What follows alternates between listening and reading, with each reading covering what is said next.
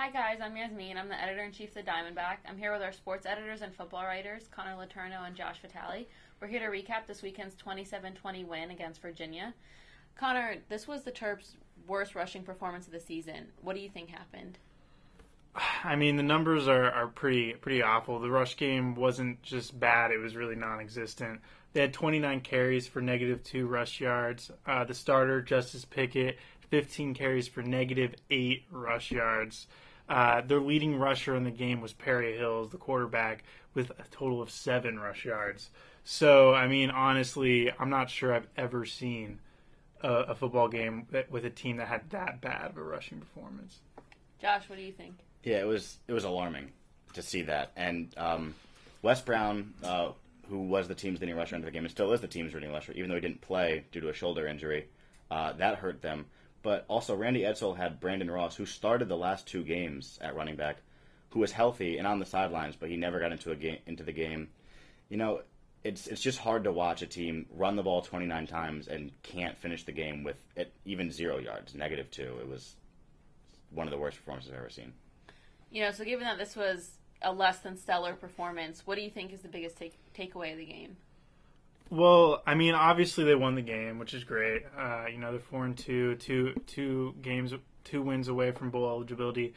But for me, the thing that really resonated was they won it the same way they've won their other 3 games, and that was with a really lopsided performance in terms of the offense and defense. The offense is continuing to struggle, a lot of freshman mistakes, and really no one is really getting the offense going outside of Stephon Diggs, who once again had a big game. And I really think that's going to need to change because good teams have some sort of balance, and the Terps really don't have that right now. Yes, they do have the number 7 ranked defense, but they're going to need the offense to get going if they're going to win the rest of their games, at least a couple of their games. Josh? Yeah, I agree with all Connor said. I mean, it's hard to win when you're playing the same way every week. But the one thing I was impressed with, this is my biggest takeaway, was the play of the secondary. Connor and I both talked about this earlier in the season, and we thought that was a weak spot on the defense. The front 7 is obviously very strong, but the secondary was susceptible to the big play. But Phillip Sims and Michael Rocco, the 2 Virginia quarterbacks, were 18 of 39 with an interception. They had 2 touchdown passes. But the secondary looked great all game. Freshman safety Anthony Nixon had an interception of Sims in their first drive. That set up the Terps' second touchdown. So I was really impressed with the play of the secondary. The Terps are 2-0 in ACC play. They're the only undefeated team in the conference. You mentioned this earlier. They're 2 wins short of a bowl appearance. What do you think their chances are? Well, I mean, first of all, just hearing you say that they're number 1 in the ACC is amazing. I don't think we would have ever predicted that going into this year. But honestly, I think their chances of a bowl appearance are really good right now.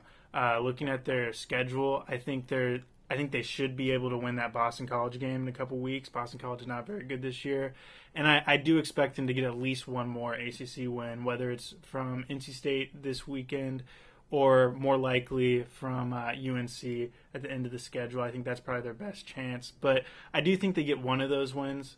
I don't expect FSU or Clemson to be wins, but I would not be surprised at this point in the season to see them make a bowl appearance.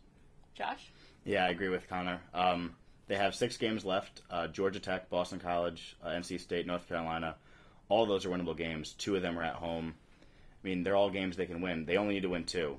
Florida State and Clemson are going to be huge tests, and they're probably not going to be able to win, especially if they're playing the way they are. But with those 4 games, there's no reason that they can't win 2 and make a bowl game against all odds, pretty much. And it's the time of the video. What would you grade them for this weekend?